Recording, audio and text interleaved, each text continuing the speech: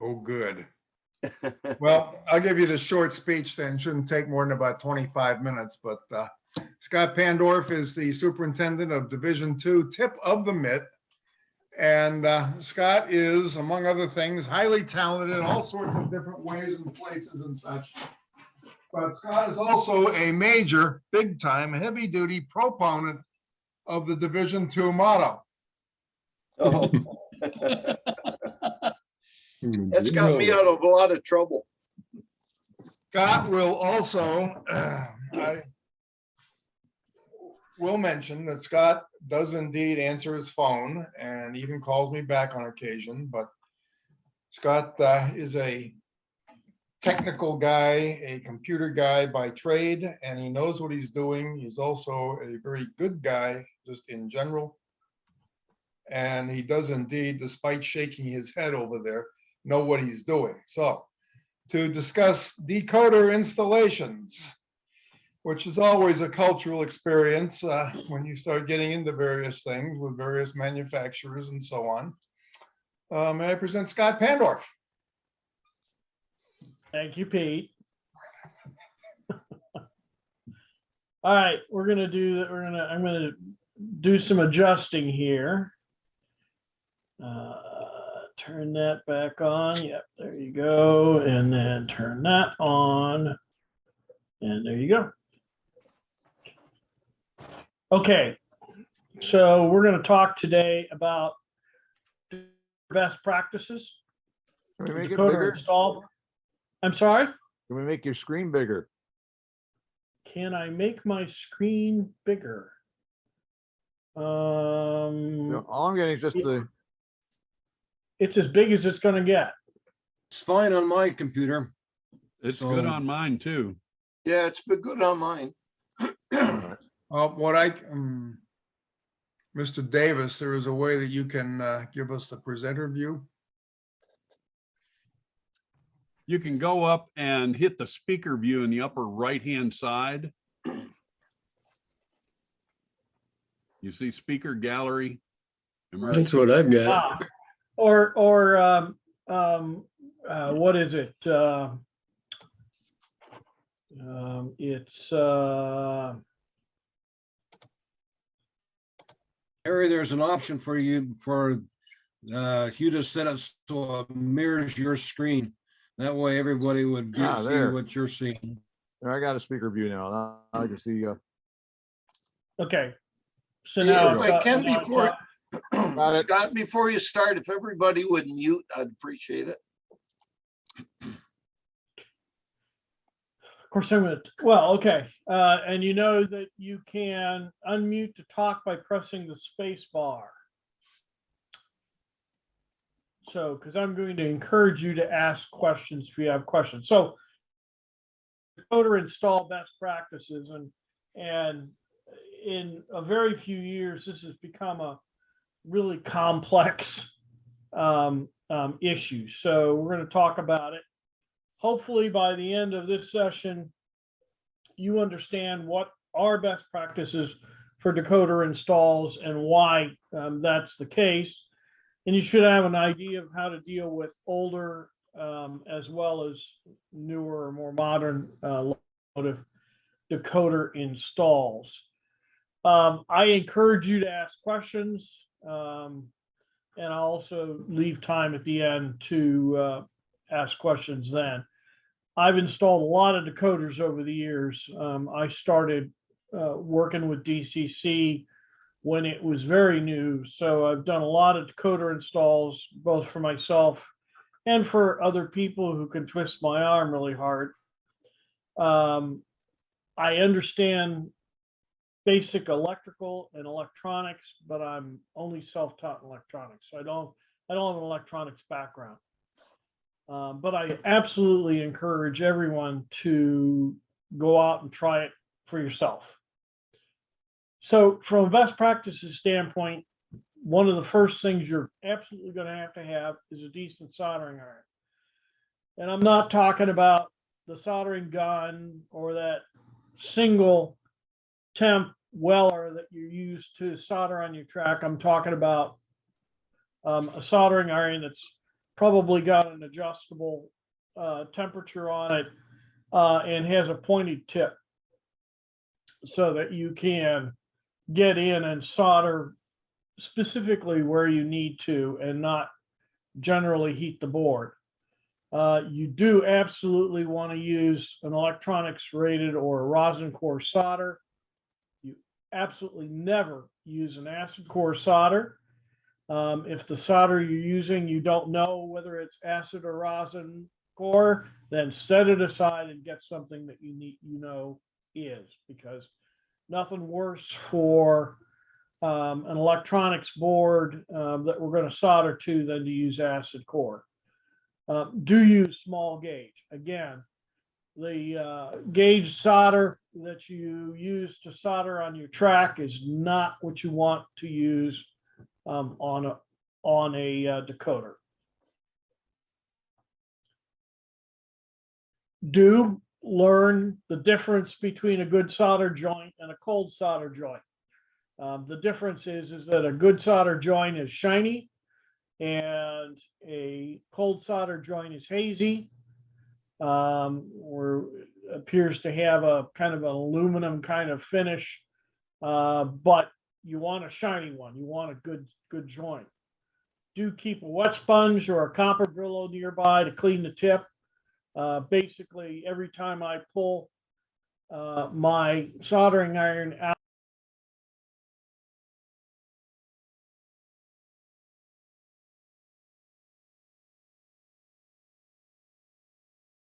Scott, I don't know if you can hear us or not, but you're frozen up here. Is he frozen up to all you guys? Sorry, Yeah, Scott. I've lost Sorry, Scott, audio. I accidentally, I muted you accidentally. Unmute, please. oh, you unmuted me. So where did you leave me? This page You're on here. okay now. You were talking about about shiny the solder tip. joints. Did you get the stuff on the soldering iron? Yeah, you were talking about shiny solder joints. Okay. And cleaning the So tip.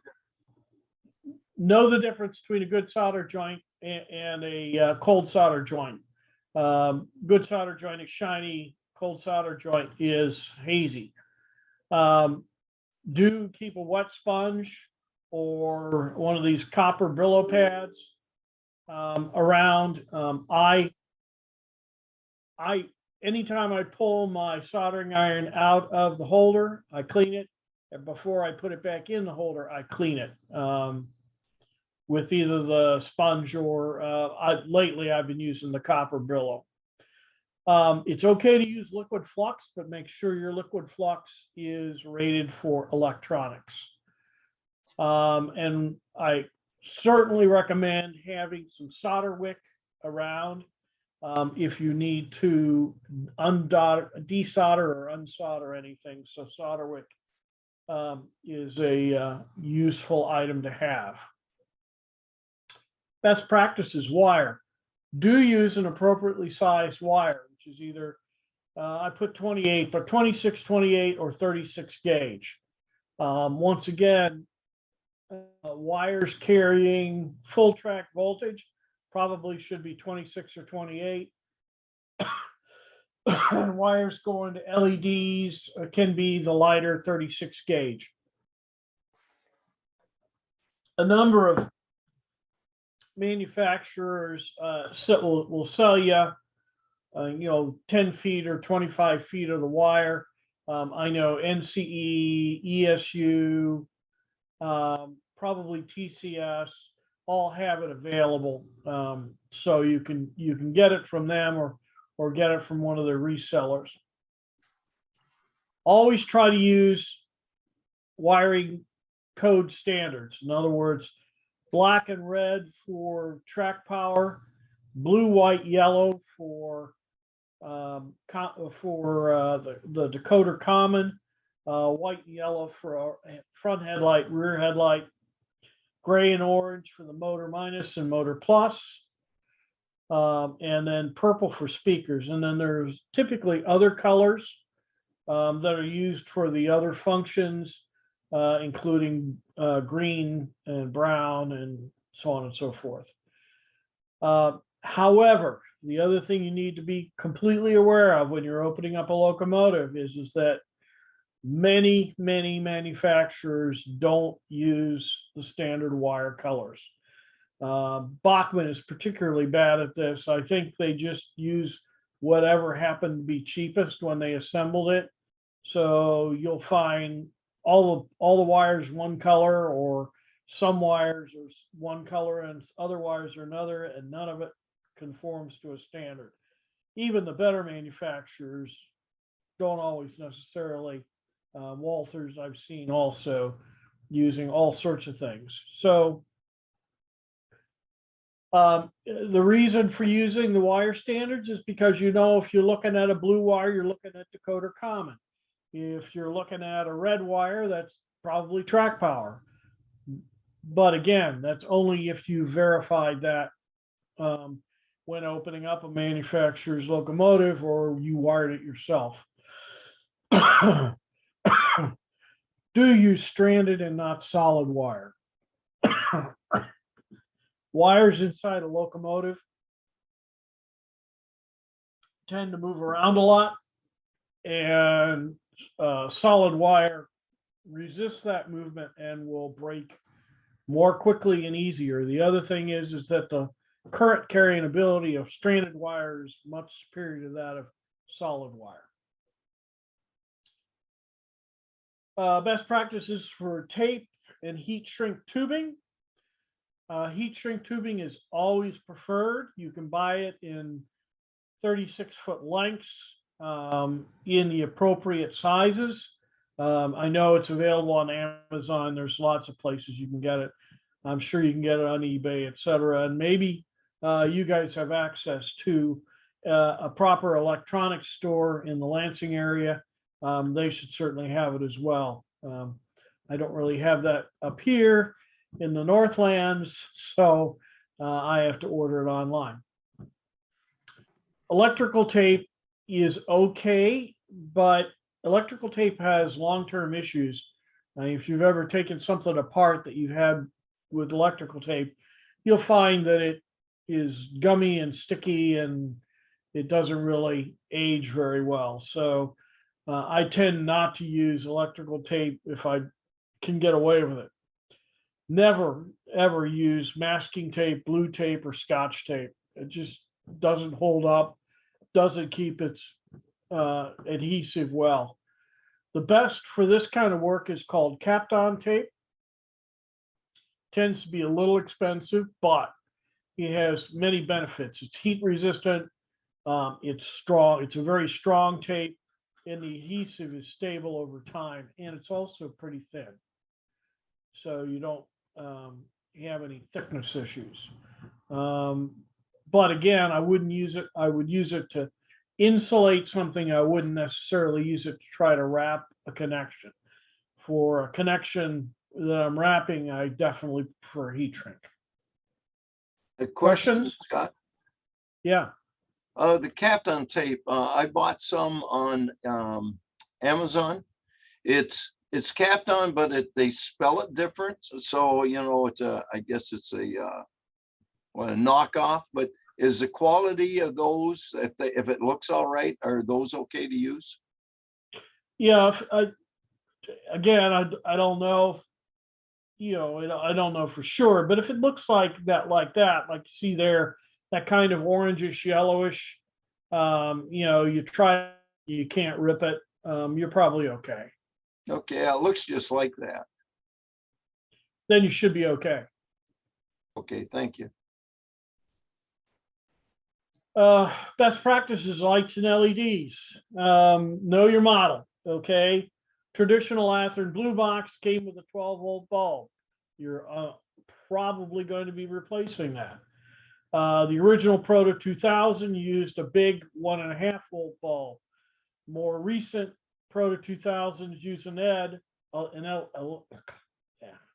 easy for me to say, an LED, but some of these are not white. Some of these don't even produce a golden white. Some of them produce yellow. Athearn Genesis, up until the last year and a half, have used a 1.5 volt bulb, a little grain of rice bulb. But in the last year and a half, they've started shipping Locomotive models with LEDs. Bachmann has used a LED, but it's very yellowish, and the light it produces is really yellowish, and I replace them always. Bowser has used an LED. Older Bowsers used a 12 volt bulb. The original Atlas locomotives used a 12 volt bulb. More recent Atlases used an orange.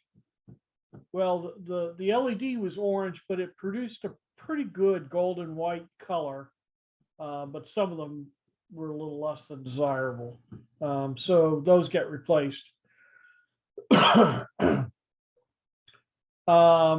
So you need to understand what you're replacing and what you're doing with it. I always recommend you replace light bulbs with LEDs. The one exception to that has been the Athearn Genesis, and I'll talk about that. LED has a much longer lifespan than a bulb, and it also has much lower inrush current. There's something called an inrush current. When you start up a bulb, the resistance is higher, it takes more current, and then as the bulb lights, the current drops off. But all decoders have a current limitation on the accessory connections. So you always want to keep that as low as possible, and LEDs are much better at that.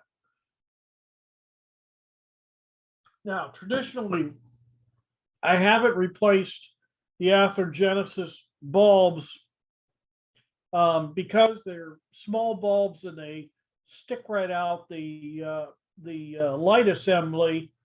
It was tough to find an LED to replace them and still have a decent looking light assembly. In the last year, Athearn, since they started putting LEDs instead of bulbs in their models, they actually have made available as a part their LED assembly. It's a small little plastic light tube with a tiny micro LED glued to the back and 2 wires. So it's really easy to retrofit an older model. And certainly as those small LED bulbs fail, I'll be using that to replace them. And I threw in you can see there the part numbers on the Athearn website, and they come and go in stock. Right now, when I checked yesterday, they were listing end of January for availability on all of them, so they'll be back in stock.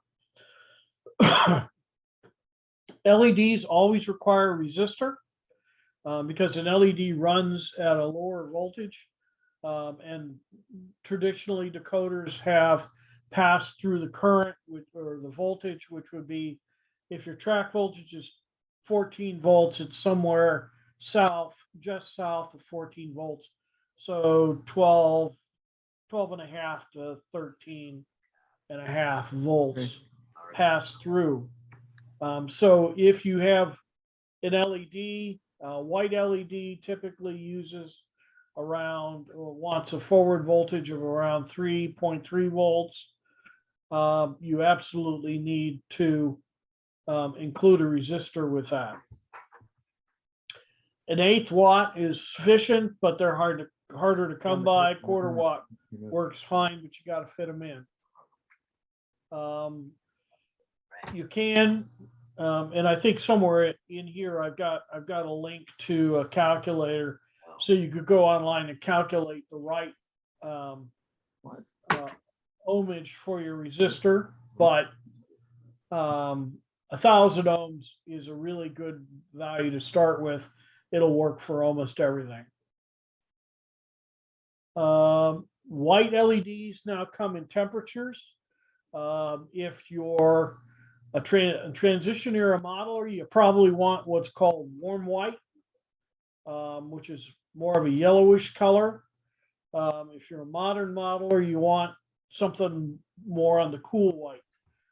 You can occasionally find them specified as Kelvins, but I think most of the suppliers, they just list it as warm white or cool white, or sunlight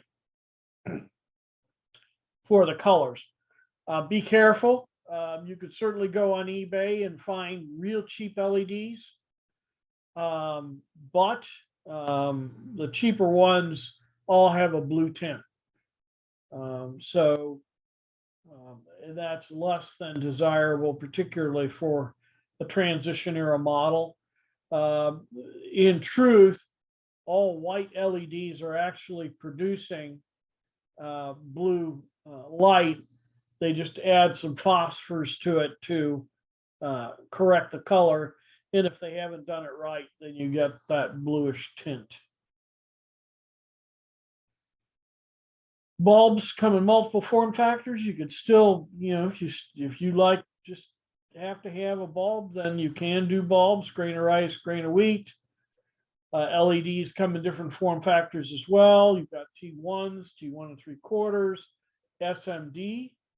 The 3528 SMD is a nice size to glue to the back of the headlight lens. The 0603 is tiny and are usable by classification lights. If you model the steam era, you definitely want warm white.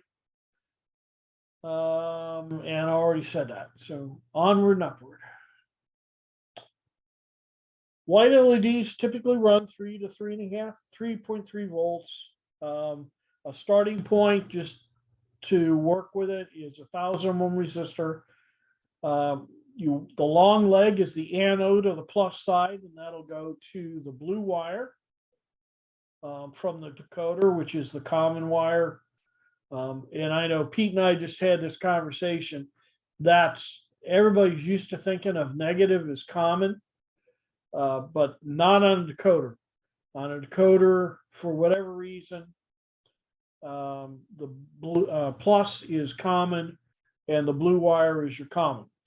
So that's the long leg of the LED. Now, some T1 style LEDs, like I have in the picture there, the T1 style has a flat side, and that's the cathode side or the negative side. And that's also the cathode leg, also is the leg where you put your resistor. If you're not happy with the brightness, in other words, you think it should be brighter, you would want to drop your ohmage. So if you don't like what 1,000 ohms gives you, you can go down to you can go down to 560 or even 470, but I wouldn't go much lower than that. If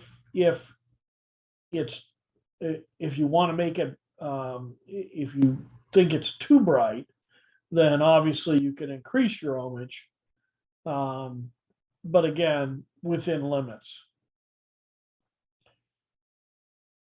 Your mileage may vary if you're not using a T1 LED, a T1 size LED, because every LED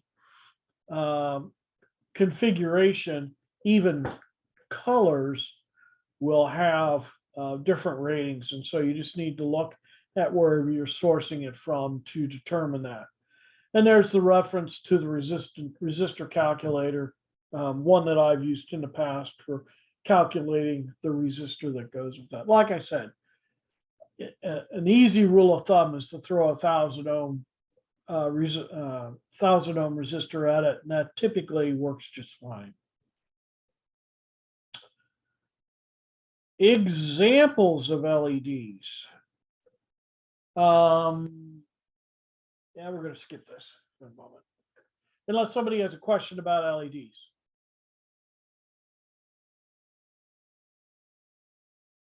Okay, knowing your decoder. Output voltage, again, blue is plus, is the function common for a decoder. White, yellow, green, brown are function specific and is the negative side of that equation. And by default, now they're like everything else, there are exceptions. But by default, it's always putting out a volt to a volt and a quarter less than your track voltage. So in other words, if you've got 14 volts going to your track, then the voltage coming out of the decoder is somewhere between 12.5 and 13.5 volts. Most decoders, as I said earlier, have limits on the amperage that you can draw from your function outputs. If you're using LEDs, generally not an issue. If you're using bulbs, you have to be careful about inrush currents. And if you're, trying to power a smoke unit, for instance, you probably want to go through a separate device because they tend to draw a lot of amperage. So just be aware of that. And my note here is that for generation 1 and generation 2 decoders, they always are outputting, right. They always are outputting close to or a volt and a quarter less than the track voltage. Starting with the second generation of decoders, and most modern decoders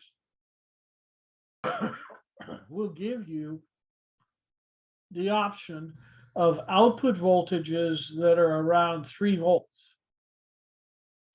which is really useful if you're using LEDs because then you don't need to worry about a resistor. But again, you have to read the documentation on the decoder because it's very specific to the decoder and the decoder model. There are even in generation 2 and 3, although I've noticed of late, the manufacturers have kind of gone away from this. For a while, we were getting decoders that were specific to specific manufacturers' locomotives. In other words, I have a couple of decoders specifically made for Intermountain F units or Athearn ready to run. They've typically, in the last year or so, started to go away from that. And we're going to talk about the motherboard.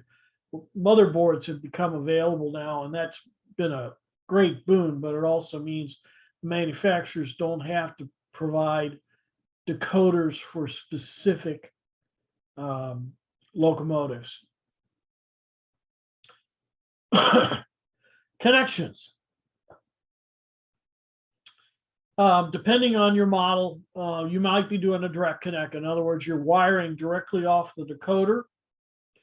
Although I'll note that even if you cut the heat shrink cover off from a Soundtrax, you'll find that it has a JST connector connected to wires. But you've got some sort of connection that you want to make in your locomotive. You might have to do direct connect. You might be able to use the 8-pin, which is also known as the NMRA style connector. You might be using a 9-pin or the JST connector, which is the other side of this picture here, or the 20 or the 21 pin connector. And here's an adapter board with a 21 pin connector and an 8-pin connector. So, and again, there's no telling. I had 2 Athearn ready to run locomotives. One of them was quote unquote quick plug equipped, and it wanted to use a JST9 connector. The other one wanted to use the 8-pin connector, and they're both B&O ready to run G40-2. So there's no tell on the manufacturer. The locomotive manufacturers changed pretty frequently the way you make that connection. Now, again, of late, you're seeing more and more manufacturers support the 21 pin connector, which means that it's just a direct plug-in and you don't have to worry about much of anything. So here's your connections again. I talked about wiring standards. The black and the red are your track power. They say left rail, right rail.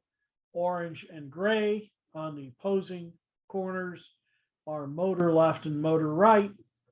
White, yellow are front light, rear light, and blue is your function common. Now notice the 8-pin connector only gives you, that's all it gives you, is motor and front and rear lights. Whereas a 21-pin connector gives you a whole lot more capability. You basically have access to all the functions coming out of the decoder. And in the case of a sound decoder, there's also, this particular diagram doesn't have it, but also has connections for the speaker, which simplifies your speaker connections as well. Pinch connectors. I hate pinch connectors. Pinch connectors are these little black things that many manufacturers have put on there where they'll put the wire through the hole in the board and then shove that little connector on there. Pinch connectors are a pain in the ass. They will break over time, and it's frequently really tough to tell if you're making a good connection with the wire. So I always recommend pulling all the pinch connectors, and if you're going to continue to use the board, soldering directly to the pad. And frequently I end up replacing the board completely. Up to you, depending on what you do. You know, frequently you'll find a pinch connector with a JST or an 8-pin plug, and you can just plug into that. If you want to do that, that's fine. But again, I would always replace the pinch connectors, remove the pinch connectors, and solder directly to the pad. Hey, Scott, Yeah. a word of caution when you start doing that, because my natural inclination is to pull every one of those idiot things out and throw them away. And then I have to sit there and wonder, wait a minute, where did that wire come from? Where did that wire come from? So if you're going to do that sort of thing, you might be better off either labeling the wire somehow, or doing these one at a time, making your solder joint and then doing it one at a time as you go around. What I recommend, Pete, I have a smartphone like most people do these days. I take a picture of it before I touch it. That would be a good plan. That way you can always go back to what it was. Mostly, yes.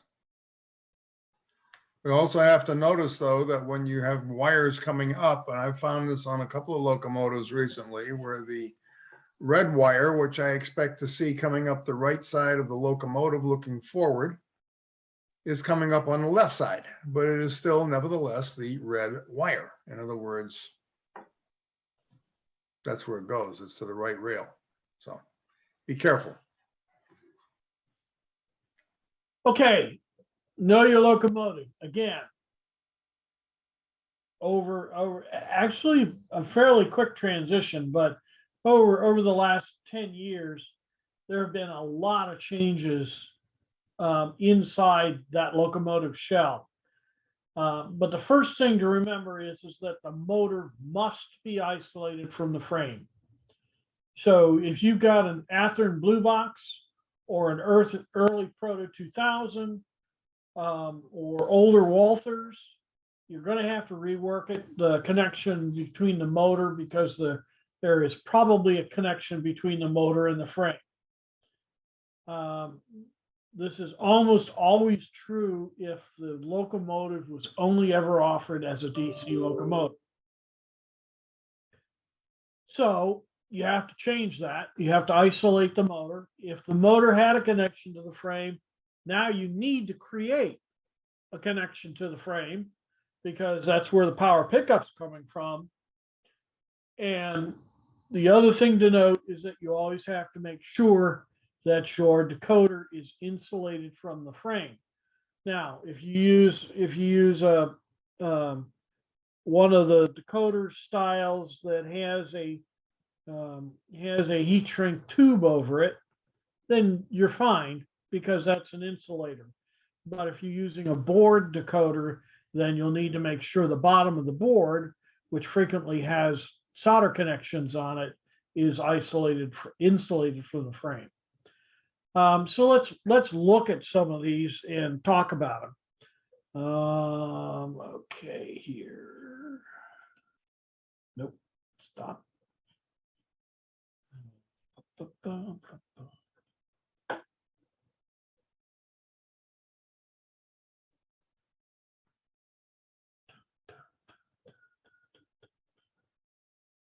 Okay. So are you able to, you're seeing a picture of my locomotive, right? There you go. Okay. This is a standard Athearn blue box locomotive underframe. So you've got the bus bar on the top here. And down below there, you can't see it, but there's that brass or copper strip, and it's got connections directly to the frame. You can see the light up front. It's a bulb up front, and it's connected directly to this. And this is the way this locomotive works. Again, we're going to replace that, but that's a traditional, and we got to change that. Now, another example of a traditional locomotive. This is a Caddo Sd 40, and you can see the early Atlas, at what we call Atlas yellow box, RS3, RST5, RS11, DL702s all use the same style here, where you had a plastic board mounted on top of the motor, and then these little copper bus wires here that were connected in, and it all came together on top of the board. Now, the benefit here is these are a lot easier to fix than the Athearn blue box, because all you need to do is remove all of that gimmickry up on top, and you end up with the 2 wires to the rails in the back and the 2 wires to the rails in the front. So that's relatively clean and relatively easy. Another example of this, and this is a Proto 2000, early Proto 2000 brown box FA2, and you can see I've done some monkeying with this one here already. It's because it's got an 8-pin connector to it, but this had a connection to the frame here, so that replaced that old blue box bus bar on top. Was this connection here, but then I had to isolate the motor from the motor down below as well, and then you've got connections to the motor up on top and bottom. So all of that needed to be fixed or worked on, or however you want to do it. So we've talked about all 3 of those. Okay. One last thing. Okay, we're going to talk about this with this example here. All right, so here's a frame that I've got in progress. This is a standard Athearn blue box. This happens to be a GP40-2 frame, but I'm in the process of replacing the motor mount here, and we'll talk about that in a minute. But the other thing I'm doing here is you can see there's a screw installed here. So I would use this screw, I, drilled a hole and then threaded a 256 screw into the hole. And that'll become my frayed connection to replace that bus wire used in the standard blue box. Questions about that era locomotive? Okay. All right, we're back. So let's see. How does your model I have pick a up question power? related to that. Okay. Are you replacing the old Athearn open frame motors, which draw a fair Absolutely. amount of current? Absolutely. And I can't remember. I don't remember whether I will have a slide later on, but basically what I'll say is this. I always replace the old blue box motors. Always. The newer and some of the early Proto 2000 brown box, same thing. I replaced the motors. The later Proto 2000s, even still in the brown box, but then when they went to the gray box or the blue box, those motors are typically okay. So you don't have to replace those. But the early Athearn motors definitely have to be replaced because they'll draw over an amp, sometimes as much as an amp and a half. Now, you can certainly get a decoder that's capable of dealing with that kind of power, but why fight it? I mean, you can get replacement motors reasonably cheap. And so I typically replace them. And like I said, when I showed you that Jeep 40-2 frame, that's being set up for A-line, to put an A-line can motor in. What's your source of motors? Two good sources of motors are Caddo.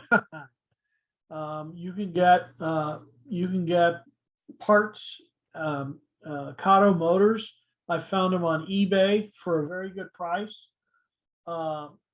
Pete likes Micromark. Micromark sells a good replacement motor. A-Line sells good replacement motors. And Northwest Shortline also sells good replacement motors.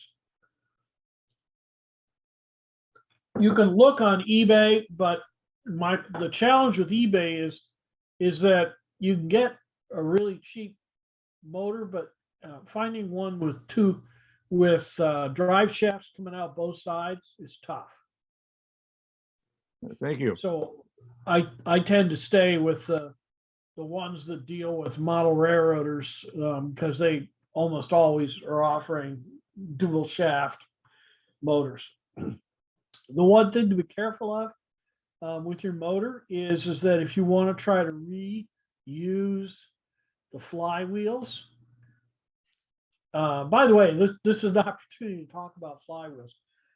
Our locomotives, even today, still have flywheels. And why did they put flywheels on locomotives?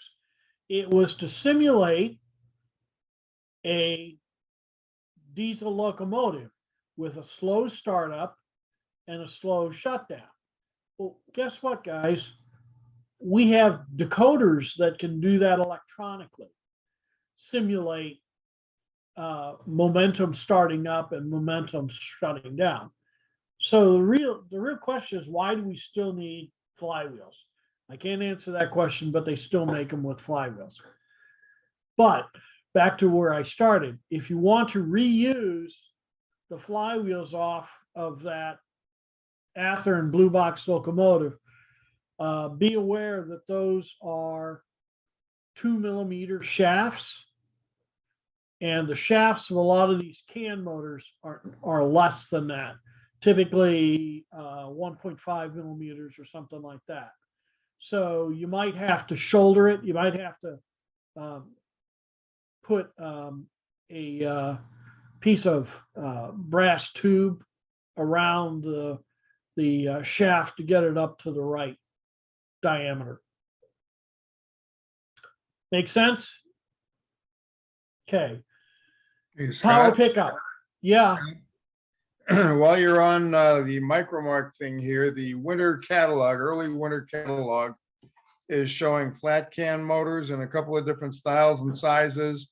But there's also a note there in capital letters, closeout, only $9.95 on each of the motors. And then they have the flywheels listed separately that are presumably for the same motors. That's what they're listed as. But that closeout comment indicates to me that they are no longer going to be offering those for whatever reason. Well, but $9.95 is a great price. I mean, I was happy with a can motor at around 20, between 18 and 20 bucks. So if they're selling them for $9.95, it's worth picking some up. If you can still get them. Yeah, assuming you can still get them. Like I said, A-Line makes a great locomotive. Great locomotive. Or I'm sorry, great motor. In various sizes too. And A-Line also makes remotoring kits. Well, you'll get that fitted little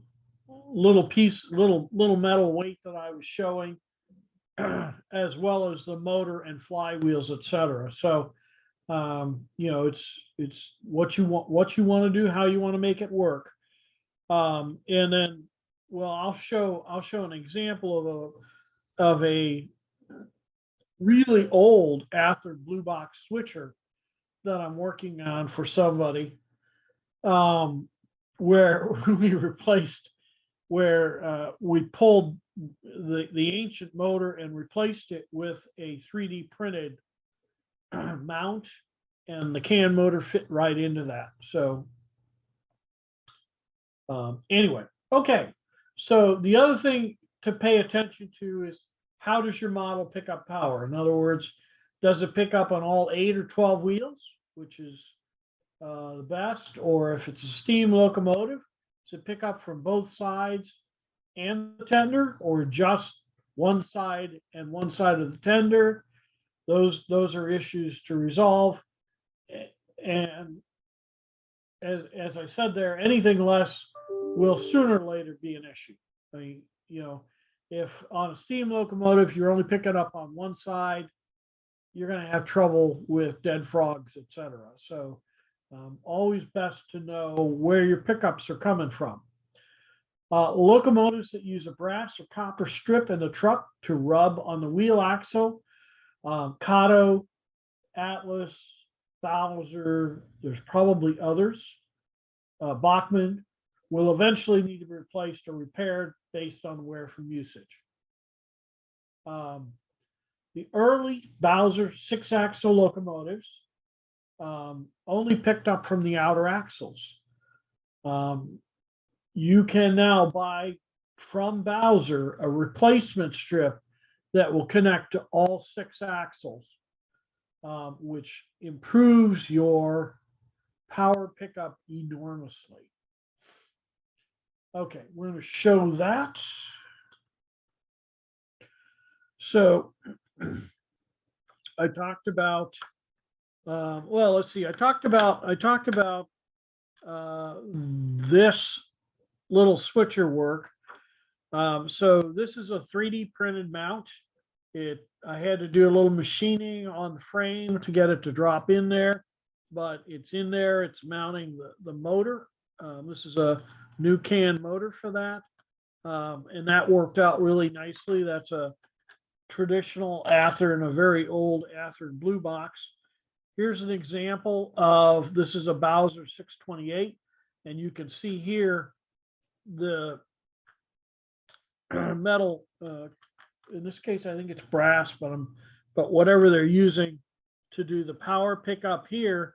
And you can see it only connects to the outer 2 axles. There's the same thing on the other side. They now sell a replacement that will cover all 6 axles. Now, note, I've seen this happen. on Atlas RS3s that are used a lot over time. I mean, this is a friction connection in here. So over time, if you run the locomotive a lot, that hole that's coming through will get wider and wider. And you'll need to address that. You'll either need to replace it, or you'll need to come up with some other way, a wheel wiper or something, to continue to make good connection, good power connection. Scott, So that's certainly something to be aware of. And that one was straight out of the box. I've got to replace that wheel wiper. Let's see, what else are we doing? Okay, here's a Bachmann S4.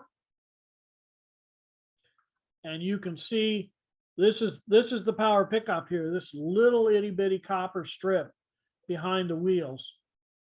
That's really rinky dink, and that'll undoubtedly, well, actually I've worked with one of the other guys in Division 2 who runs his a lot, and he's had issues with it picking up lint and dust behind the wheels, and that creates a problem for the power pickup. So you've got to make sure that stays clean. And you may have to, over time, fix or repair that. Now, here's a very traditional, this is a Atlas Roco S2. These are great locomotives in their era, and they're still great locomotives. They have a metal frame, so they're reasonably heavy. They run great typically, but you can see in here, it's got a copper strip at the top, and it rubs the wheel edge, not the back of the wheel like the Bachmann, but it runs on the rim of the wheel for its power pickup. So that obviously over time, it's going to A, wear, and B, gather dirt. As you can see, maybe you can see, I hope you can see, there's little dirty marks there where the wheels touched. So that's a connection issue. Nothing wrong with it. I mean, you can certainly periodically clean it and it works, but you need to be aware of that. I mean, that's going to be an issue with that style of locomotive. Okay, so let's keep going. Scott, one point. Yes. The Atlas RSD 5 is the same as the Bowser Alcos. Only the two outside axles are picking up, so you think you're getting better pickup with the 3-axle, but you're actually getting better pickup with the 2-axle RS3. It would be interesting. I haven't looked, but it would be interesting to check the axle spacing, and perhaps the Bowser retrofit kit would work for the RSD 5s. That's a good Don't point. know. Older models will always need more attention to power pickup transmission when installing a decoder. And, that's the Athearn bus bar, Atlas Caddo, so on and so forth. Motor connections. Motor connections by standard use orange and gray. Now, the manufacturers use all sorts of different colors. I mean, it's really silly. I can look on the table here. Well, let's see. I'm looking at the table here. What am I seeing? I see black. I see something that might be orange, but might be red, and so on and so forth. So manufacturers don't necessarily adhere, but orange and gray.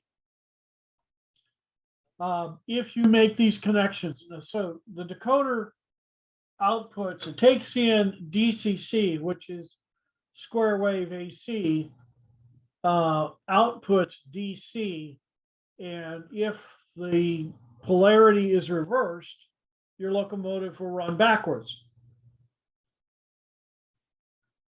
That is fixable through adding a bit value to CV21. So you can adjust that. I will tell you that it was more problematic with Generation 1 decoders, but most modern decoders make that a fairly easy process to do. Match your decoder amperage. We talked about this. Matching your decoder amperage to your motor. Small form factor decoders like the small economy that you can still get will handle less than an amp. So that really forces you to have a CAN motor. Like I said, older Athearn blue box and early Proto 2000 brown box locomotives draw more than an amp. You need to replace. The other possibility is that there's a thing called a polyfuse, which you can buy rated for different amperages. It's wired in circuit with one of the legs to your motor. And if you put a 1 amp polyfuse in circuit, that'll protect your decoder if the motor ever tries to draw more than an amp. In other words, if the stall current is more than an amp, the polyfuse will blow and protect you from shorting out the decoder from drawing too much amperage. In today's day and age, I don't know that it's worth the extra effort, but that is available if you want to use it. Okay, Yes. Scott. Couple things there. The red and black to the track, orange and gray the other way is the clever meme for figuring out where your decoder wires are coming and going. And that was very important when we began the transition to DCC. Over the last 25 or 30 years that DCC has been around, there have been a lot more people buying ready to eat and not even bothering the shell. So the manufacturers began realizing that nobody was messing around with this stuff anymore, nobody in quotes, and they started doing what was inexpensive for them. Bachmann, for instance, buys wire by the mile. They don't buy it in 100-foot rolls or anything like that. So they're going to buy what they can buy inexpensively. That turns out to be black. Well, they've got one guy making this connection and one guy making that connection all day, every day. So they're not going to mess those up because that guy does that same connection 87,000 times a day. But when you get to it, it's all black and it's what do I do now? Well, you trace it out, and then if you're smart, you realize you might be back in there sometime. So you put in your colored wires as necessary. Be careful with the gray wires. Gray wire is becoming hard to find. You can get white with a gray stripe. That's still made, but I ran into one manufacturer that was no longer making the gray wire that I need and want. So there that is. And the other thing is when you get something really cool like a Stanton drive from Northwest Shortline, they are excellent drives and they work even better if you got 2 of them in the locomotive. However, be very careful with your decoder because they draw about 0.6 amp stall current. And when you put 2 of them in the locomotive, that gets you to 1.2.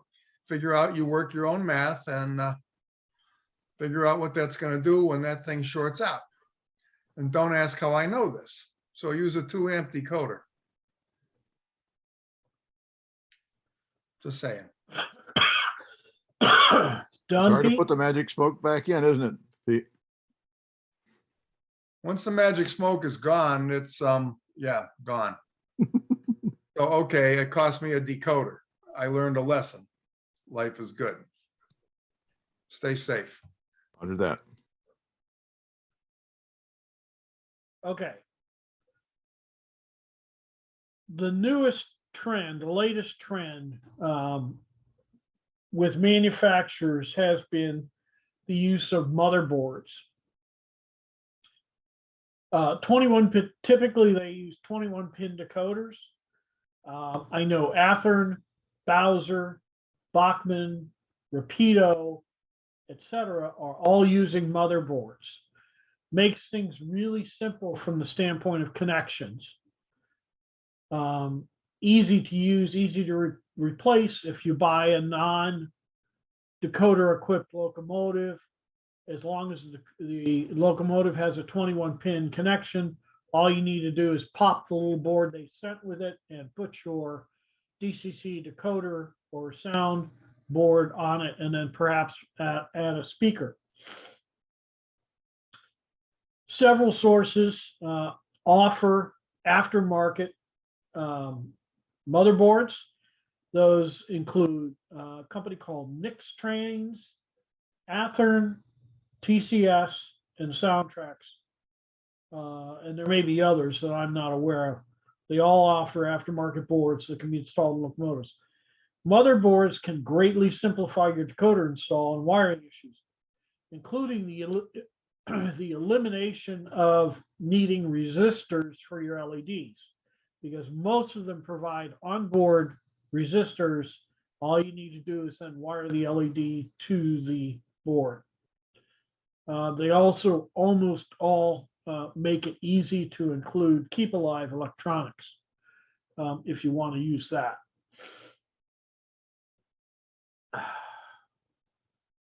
Let's see here. I'm going to show you some examples. Okay, here's an example. This is a Proto 2000 SD9 underframe, and it's been retrofitted with a Nix Trains decoder board, and it's got a 21-pin connector. Now, the only thing that hasn't happened here, you can see these two wires here. Those will come off, but those are speaker wires. The Nix Trains, I'll get that straight. The Nix Trains provides a nice separate board here that you can pop off.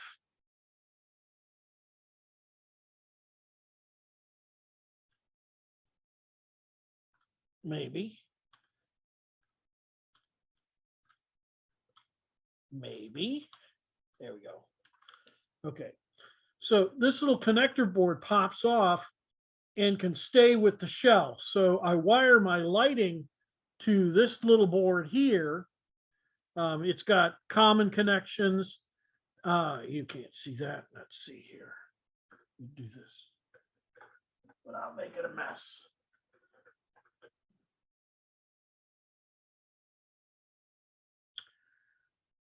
You see that okay? Yep.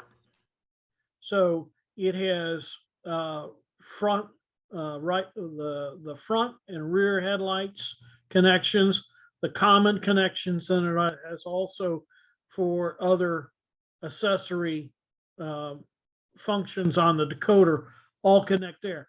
But the benefit here is that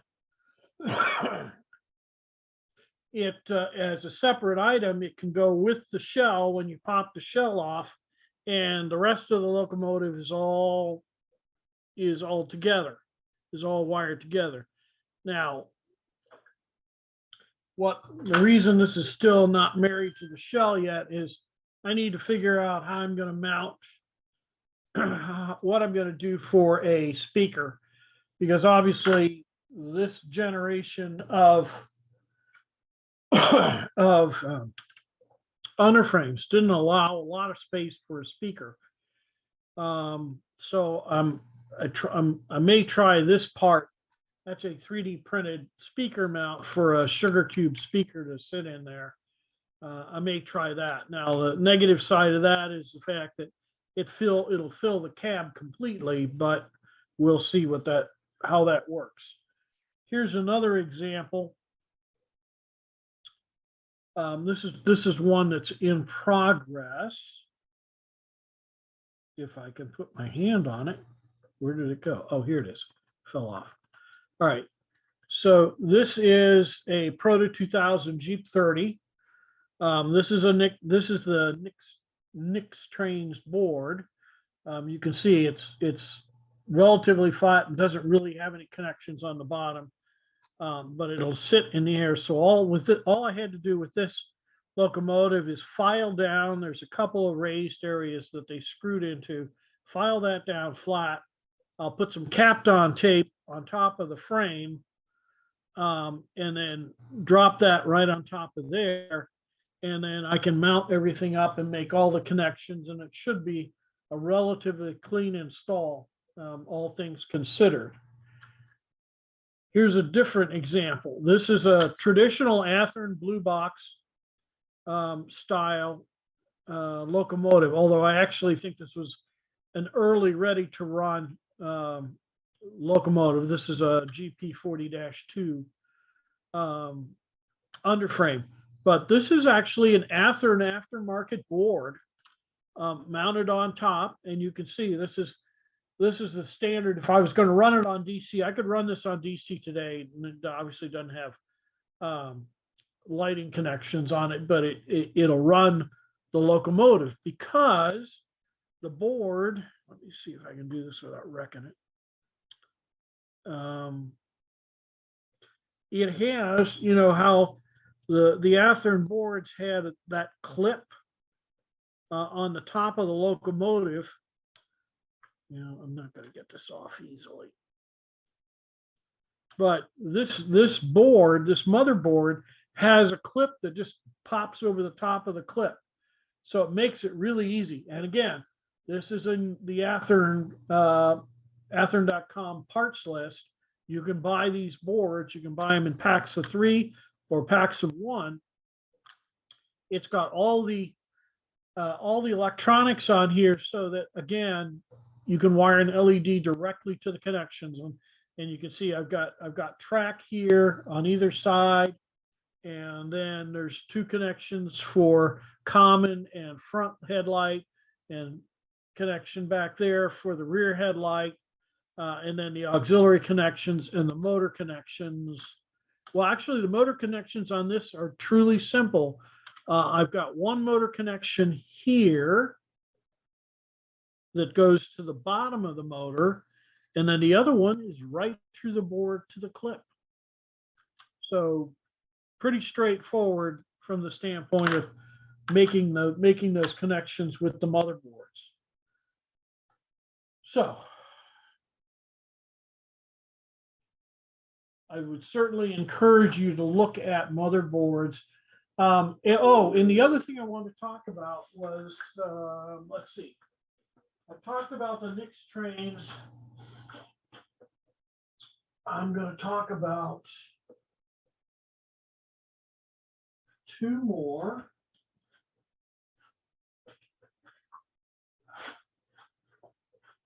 I just kicked my stand. Make this work again.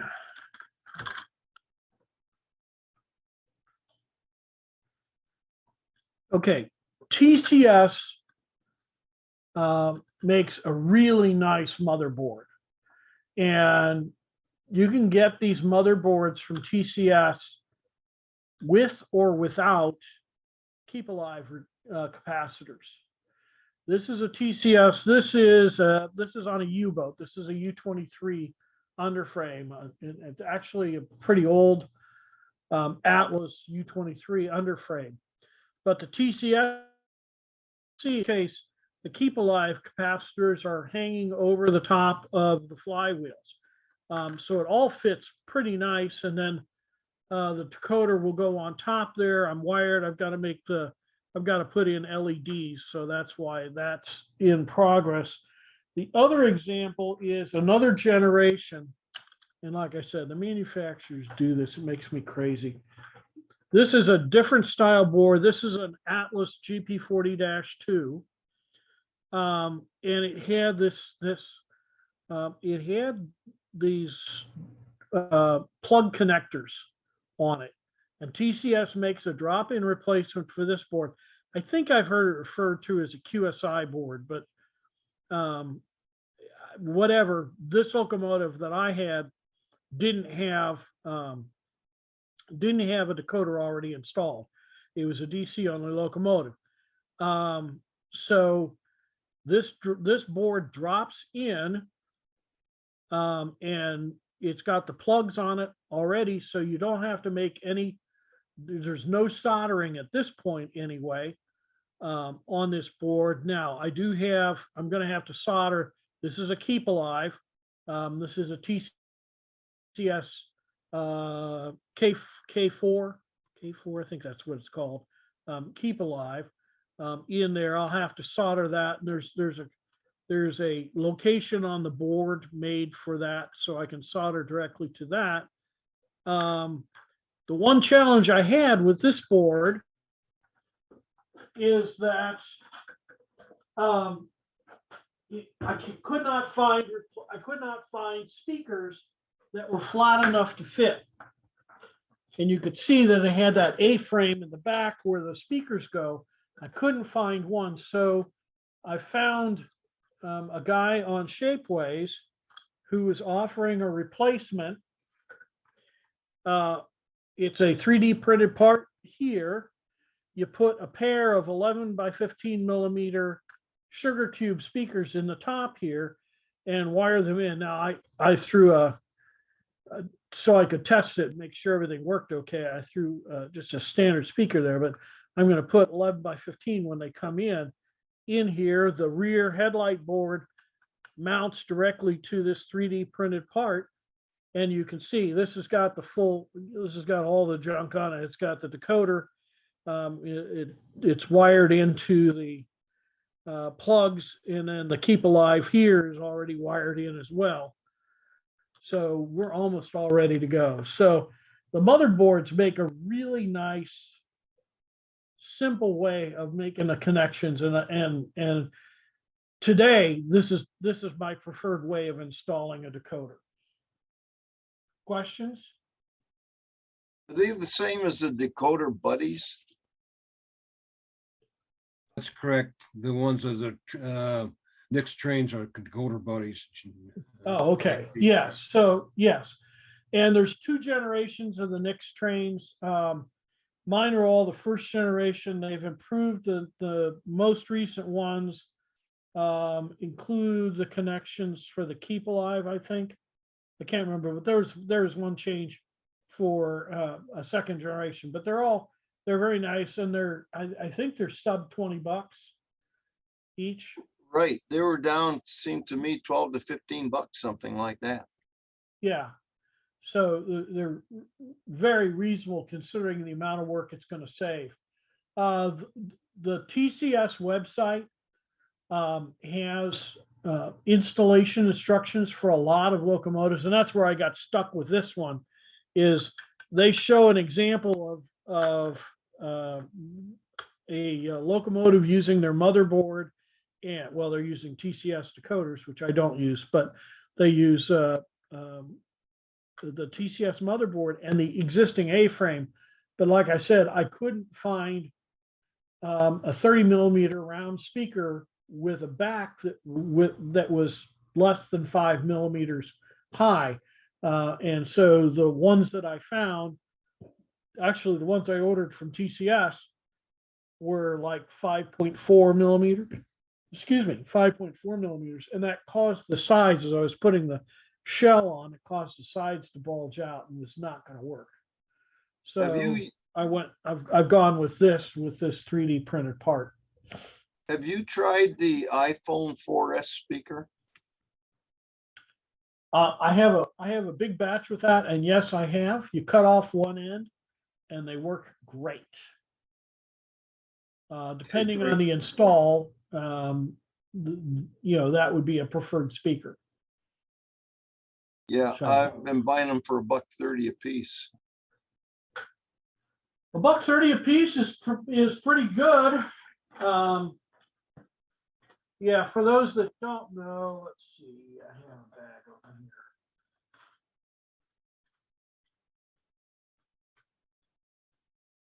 Well, he's looking for that. A word of caution on the motherboards that have built-in keep alives, like the TCS one. If you're going to use a Loc sound decoder, which demand the 3-wire, that will void your warranty on that decoder. So be aware of that. You're better off to go with the Next Train's decoder motherboard and wire it correctly. Good to know. Thanks, Steve. TCS does offer a large range of kits that you can buy directly from them that are designed specifically for different locomotives by manufacturer, which I have found quite useful to use.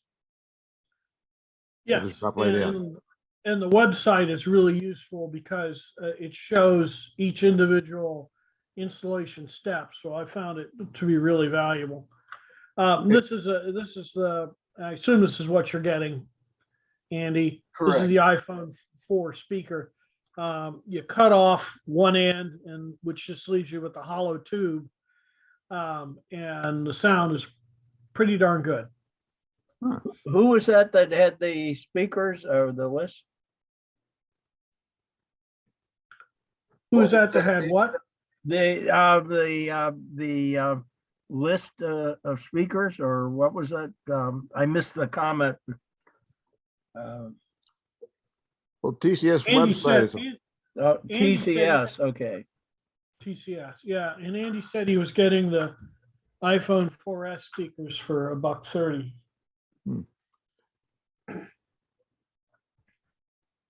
Hey, Scott, where'd you get the 3D printed speaker enclosure for that the SD40? Yeah, it's a G40-2. It's Shapeways. Hold on a second. Let me swap over. I think I have screen up with it.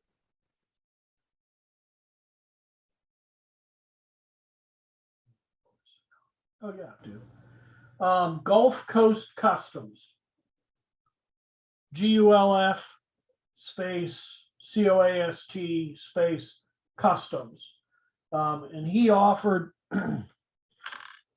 he also offered, let's see, I'm going to get out of here again. He offered that black part that I showed you that I'm going to try in the SD9.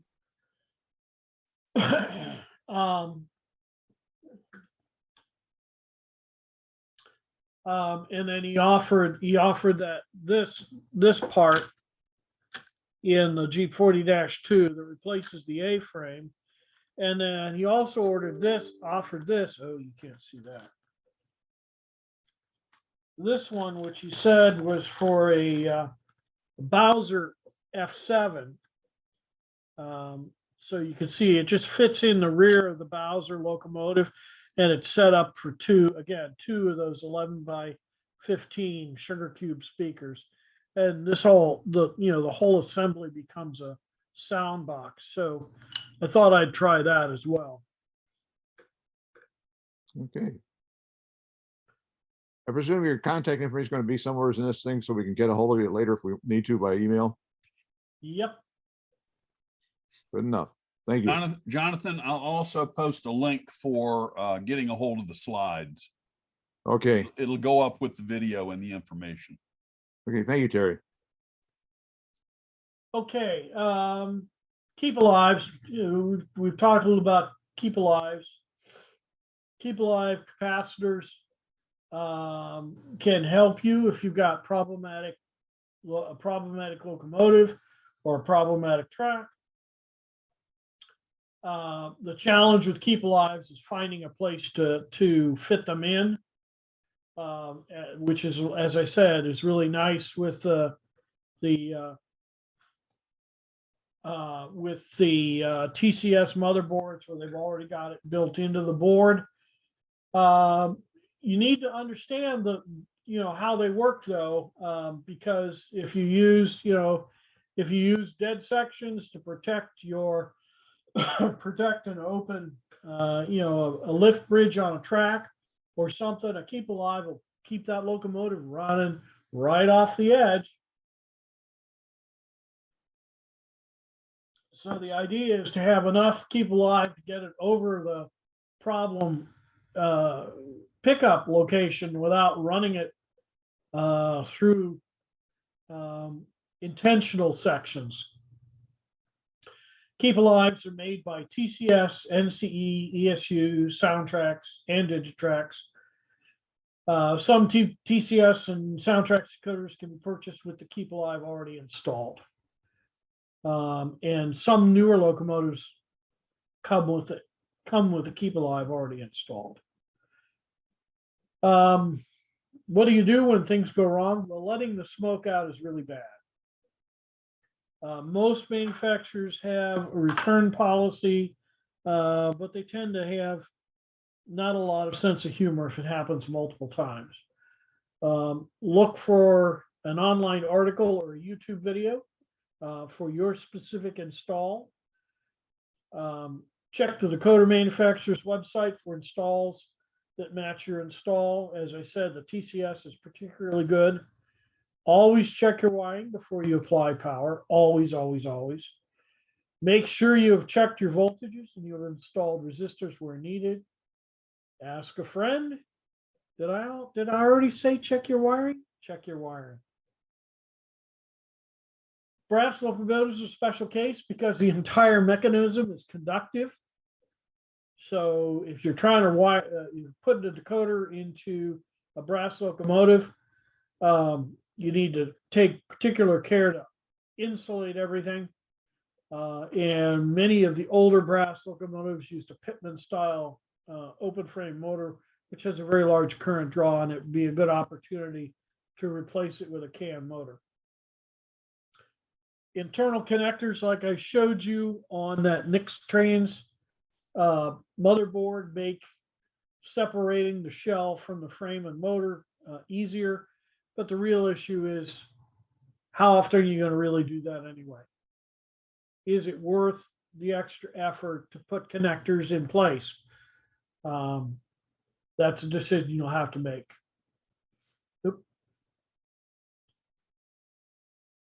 But wait, I have talked a lot about decoders in installing decoders, but not much about the decoders themselves. Decoder preferences are like DCC system preferences. Everybody thinks theirs is better. The manufacturers that I'm aware of: Soundtracks, ESU Loc Sound, TCS, Digitrax, NCE, MRC, and Zemo. And I think QSI is still, but they're kind of Quasimodo. However, locomotive manufacturers have made some of their own choices. For instance, Athearn Genesis started with MRC, went to Soundtracks with some sound value decoders. Athearn Ready to Run used Soundtracks. Atlas started with proprietary decoder for non-sound, went to QSI, and then went to Soundtracks briefly, and then settled on ESU Loc Sound. Bachmann used a proprietary for non-sound, and then went to Soundtrack sound value. Bowser started with Soundtracks, then went to ESU Loc Sound.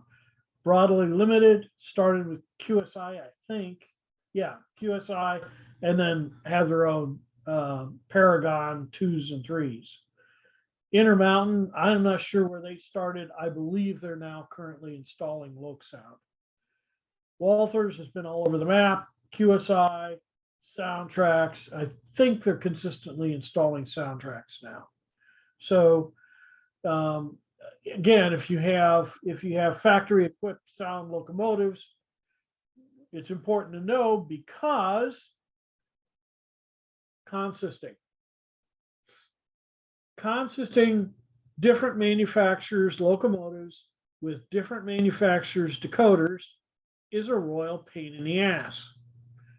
And I'm not going to talk about consisting today, but it is a royal pain in the ass if you're trying to have different manufacturers' locomotives and different decoder manufacturers. So for that reason, I only buy and install soundtracks and loc sound decoders. Because I want to be able to consist, because I typically run 3 to 4 locomotives in consist. That doesn't mean that that's all I have on my layout. I currently have soundtracks and loc sound plus TCS for non-sound, Atlas proprietary for non-sound, QSI in Atlas and Walther's locomotives, and maybe 1 or 2 MRCs left, but I don't actively install those decoders anymore. Settling on 1 or 2 manufacturers simplifies your install and maintenance tasks. Okay, There's my Scott, useful before you links. go to- Scott, Yeah, one more comment or observation on that is that different manufacturers also configure their decoders using different CV numbers for different effects. And if you have a series of soundtracks decoders and then put in a loc sound decoder, you may find, for instance, that function 9 is not giving you a crossing signal, it gives you a coupler clank. Or function 1 may not give you the bell, it gives you something else, a startup sequence. So you gotta be careful on that. Just know what you're Right. buying. right. I mean, they've associated different things with different functions. That's a challenge if you want to make, everything on your layout work similar. The other more obvious challenge is momentum. Loc sound used a different algorithm for calculating momentum, so it became really difficult to speed match a soundtracks decoder to a loc sound. And then between loc sound 4 and loc sound 5, loc sound changed the algorithm. So it's even a challenge to go from loc sound 5 decoders to loc sound 4 decoders. So, however, I will say that loc sound 5 is much closer to soundtracks now, so it's easier. So there's a list. It's in the PDF I sent with the slides. Questions?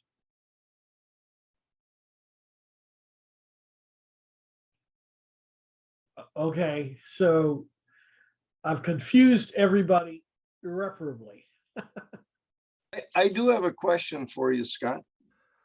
Okay, Have you looked into the phosphor bronze whiskers that they use for additional pickup on the wheels? yeah, actually, I just worked with Ernie Berry here. He has a number of older S2 Atlas S2 locomotives, and he had a couple of Bachmann S4s, and he installed phosphor bronze pickup wires to replace that little rinky-dink copper strip on his S4s, and it seems to be working quite effectively. That's good. I've got, it's either 5 or 6 of those that I've stripped apart and going to be rebuilding. So I'm going to talk to you about that. I've got a couple questions if I can ask. I've got last time I put any decoders in literally was 8 or 9 years ago. So that was before Sugar Cube speakers.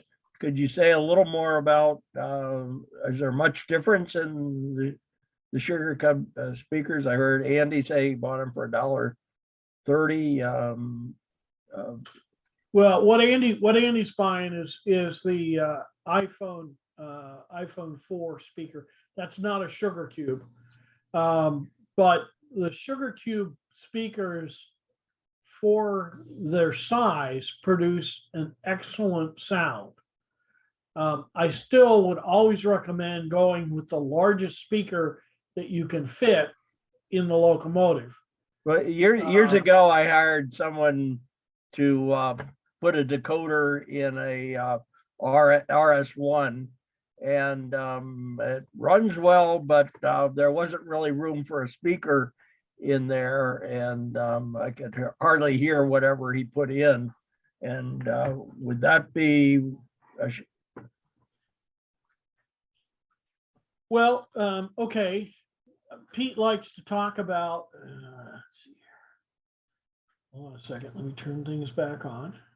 Pete likes to talk about micromart. Well, I have, I deal with a company called SBS for DCC. And he has a line of 3D printed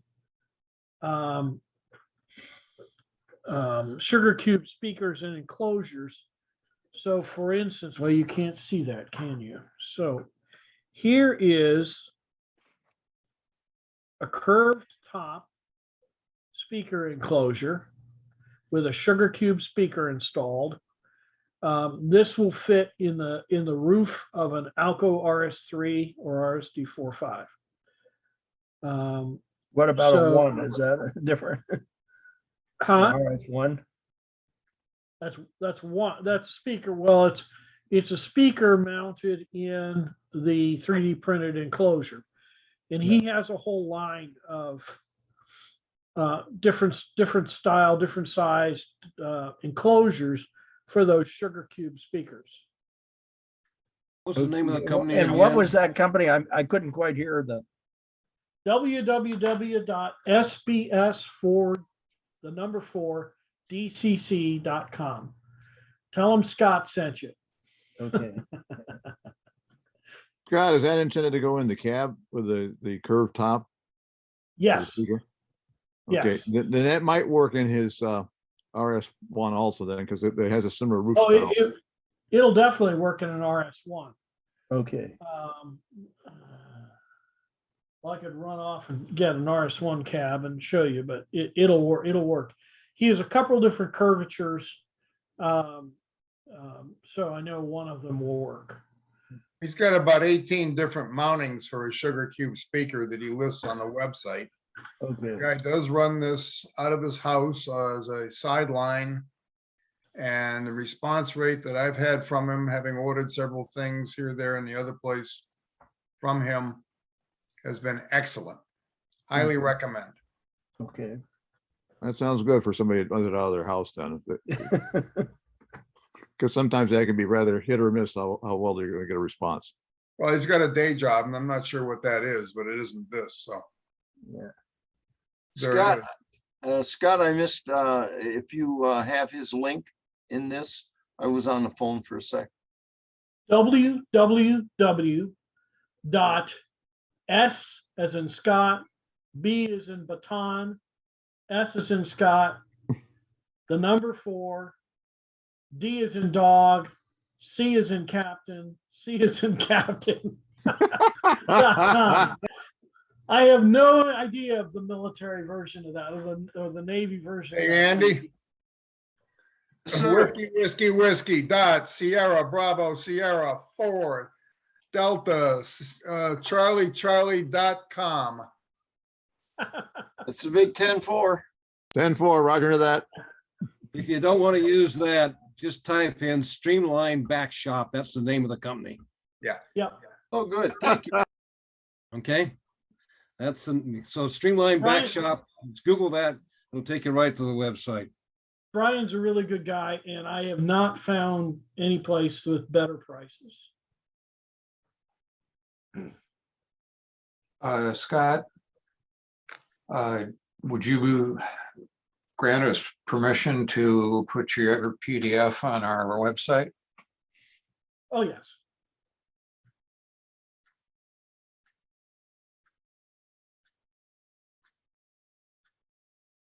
Hey, Scott, I want to say thanks for giving the presentation. It's very informative. One question I do have, and I know you're not going to be covering it because you said you wouldn't, is consisting. I am going to probably have a plethora of different decoders and doing speed matching in Decoder Pro. do you know offhand of either a video or a tutorial that would show exactly how to do that within Decoder Pro? Well, not that I'm actually encouraging it, but I do have a separate clinic on consisting in Decoder Pro. Okay, We'll schedule you. Yeah, somehow I That sounds suspected good. that would. The I do a DCC Decoder. guy too also has that too, Who on YouTube. was that? Yeah, The I mean, DCC guy, that used to be the DC Oh, Puckett? editorial guy in Model Railroad magazine. Is that Larry Puckett? Yeah, not Puckett. Is it Puckett? yeah, it's Puckett. Yeah. Hey, well, Scott, I'm very interested too. We've been having problems also. Ron's been working with that.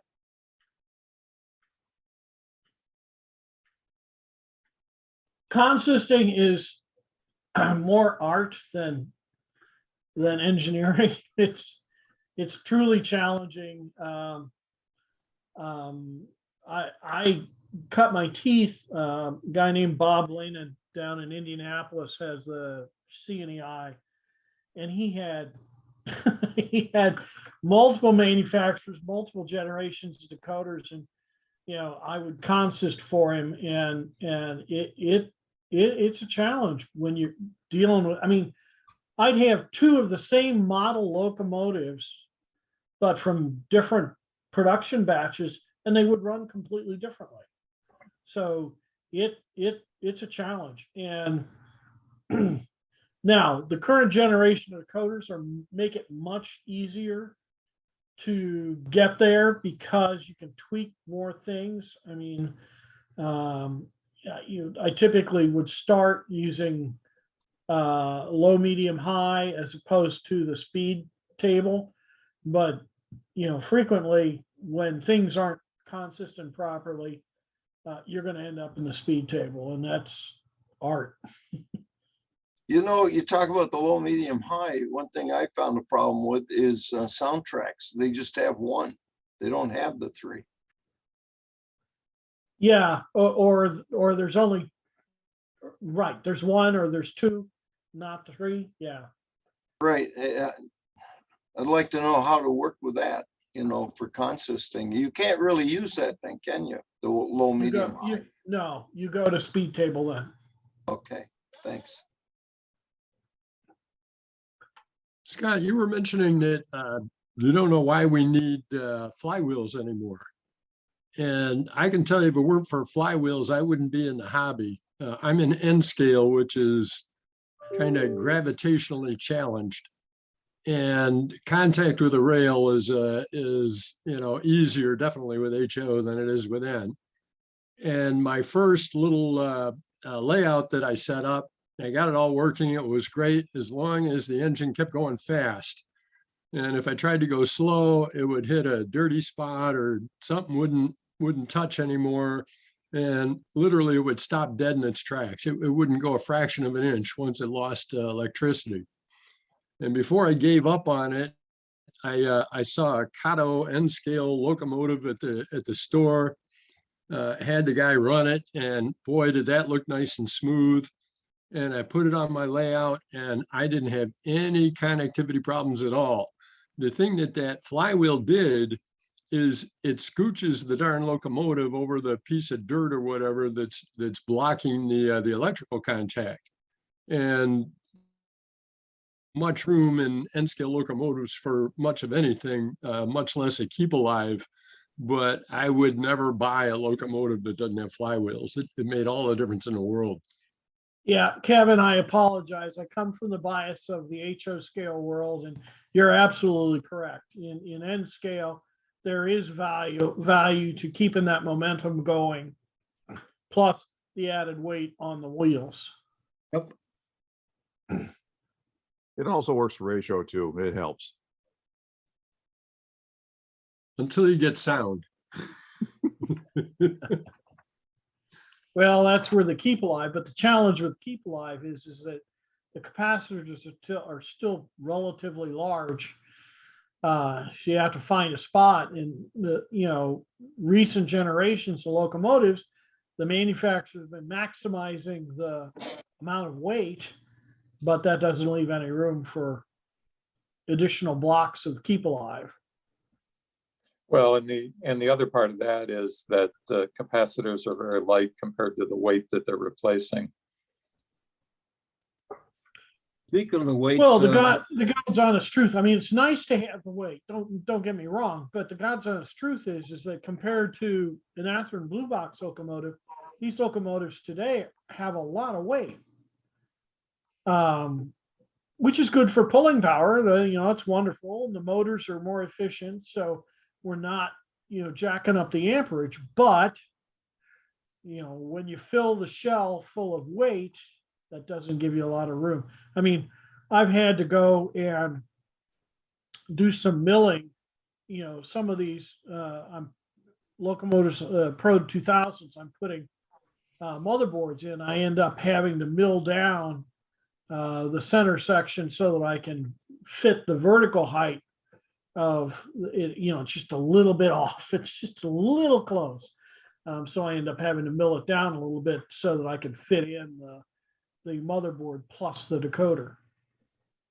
So you have a milling machine that you use, and what brand is it? I don't even think I have the one that was sold by Micromart. It's relatively small.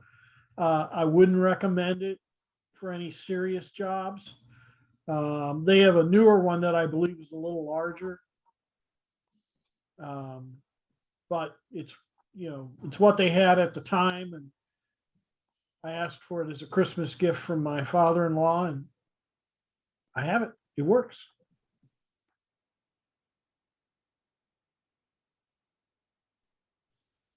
Oh, I don't know if the other people have questions. Just let me say thank you. It was a very informative presentation. I learned a lot and got some new tips. So thanks very much.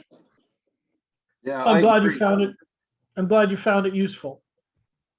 I agree, Scott. I really appreciate you doing this at the last minute, like within the week. So, but it sounds like you might have some others that we might be interested in if you've got time in the future. So, That can be arranged. very good. Well, I want to thank you again, and you're more than welcome to stick around. You might even have some ideas for us, being that your division up north